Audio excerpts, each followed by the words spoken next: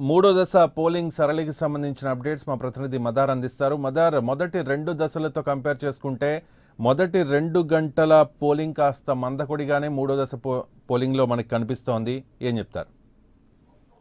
రవి, పశ్చిమ బెంగాల్ అలాగే యూపీ మిగతా అన్ని రాష్ట్రాల్లో కూడా పోలింగ్ ప్రశాంతంగా కొనసాగుతోంది. పశ్చిమ బెంగాల్లో కార్యకర్తలే తృణమూల్ కాంగ్రెస్ కార్యకర్తలే టార్గెట్ గా బాంబు దాడి జరగగా అక్కడ 3 కార్యకర్తలు తీవ్రంగా గాయపడ్డారు. కొద్దిసేపటి క్రితమే ఇటు యూపీలో కీలకంగా ఎలక్షన్ అధికారిపైనే బీజేపీ సంబంధించినటువంటి కార్యకర్తలు దాడి చేసినటువంటి ఘటన కూడా చోటు చేస్తుంది.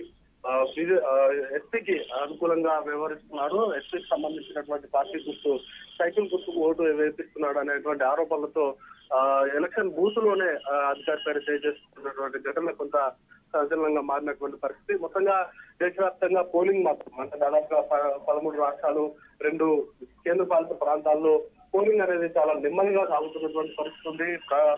3 గంటలు కావస్తున్నప్పటికీ ఎన్నికలు ప్రారంభమై 3 గంటలు కావస్తున్నప్పటికీ 20% లోపే మొత్తంగా ఓవరాల్ పోలింగ్ అనేది కూడా నమోదవడం కొంత కలవరానికి గురి చేస్తుంది. ఎందుకంటే ఉదయం పూటనే కొంత ఎండాకాలం కాబట్టి కొంత ఉదయం పూటనే ఎక్కువగా ఓటింగ్ లో జరిగేటువంటి ఆస్కారం ఉంటుంది. గడిచిన 2 విడుదలలో కూడా ఇదే విధమైనటువంటి ఓటింగ్ అనేది కూడా నమ్మలేదు. కానీ మూడో విడత పోలింగ్ వచ్చేసరికి మాత్రం కొంత నెమ్మదిగా నడుస్తున్నటువంటి పరిస్థితి. అలాగే పశ్చిమ బెంగాల్, బీహార్, గోవా వంటి కీలకమైనటువంటి రాష్ట్రాల్లో ఈవీఎంలు మొరాయిస్తున్నటువంటి ఘటనలు బయటకు వచ్చాయి. ఉదయం నుంచి కూడా పెద్ద సంఖ్యలో అక్కడ ఓటర్లు క్యూలో నిలబడినటువంటి ఘటనలు అయితే కనబడుతున్నాయి. ఉదయం మాక్ పోలింగ్ నిర్వహిస్తున్నటువంటి సందర్భంలోనే గోవాలో అయితే మాక్ పోల్ జరుగుతున్నటువంటి సందర్భంలోనే ఈవీఎంలు మొరాయించగా ఇప్పటి వరకు కూడా వాటిని సెర్చ్ చేసినటువంటి దాఖలాలు లేవు. ఇప్పటి వరకు కూడా పోలింగ్ అక్కడ ఆ పోలింగ్ బూత్ లో కూడా ఇప్పటి వరకు పోలింగ్ అనేది కూడా ప్రారంభం కాకపోవడంతో తీవ్ర స్థాయిలో ఇటు ఓటర్లు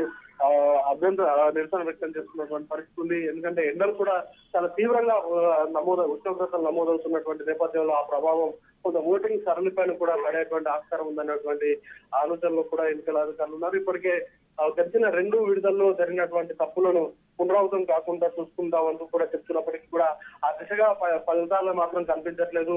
ఎందుకంటే గడిచిన 2 విడుదలలో కూడా ఇప్పటివరకు పోలింగ్ దాదాపు 10 నుంచి 30% వరకు పోలింగ్ నమోదైనటువంటి పరిస్థితి. కానీ ఈసారి అందుకు పూర్తి భిన్నంగా జరుగుతున్నటువంటి పరిస్థితి. మొత్తంగా కీలకంగా 117 స్థానాల్లో ఎన్నికలు జరుగుతున్నాయి. దాదాపు 1600 మంది అభ్యర్థులు తమ భవితవ్యాన్ని నిర్దేశించేటువంటి ఎన్నికలు. అలాగే రాహుల్ గాంధీ, అమిత్ షా వంటి హేమాహేమీలు, మల్లికార్జున ఖర్గే వంటి హేమాహేమీలు బరిలో ఉన్నారు. అయినప్పటికీ కూడా పోలింగ్ పర్సంటేజ్ అతి తక్కువ నమోదవుతుండడం మాత్రం కొంత నేతల్లో కలవరానికి గురి చేస్తున్నటువంటి పరిస్థితి. ఇప్పటికే ప్రధాని నరేంద్ర మోడీ, అన్నా హజారే వంటి ప్రముఖులందరూ కూడా తమ ఓటు హక్కును వినియోగించుకున్నటువంటి పరిస్థితి. అయినప్పటికీ కూడా ప్రజలు మాత్రం ఓటు హక్కును వినియోగించుకునేందుకు పెద్దగా ఆసక్తి కనబరచకపోవడం కావచ్చు. అలాగే ఇటు ఈవీఎంలు మొరాయింపు వంటి అంశాలు కూడా కొంత పోలింగ్ సరళి పైన పోలింగ్ శాతం పైన కొంత ఇంపాక్ట్ చూపెడుతున్నాయనేటువంటి విశ్లేషణలో రాజకీయ విశ్లేషకులు ఉన్నారు. Ravi, thank you Madar.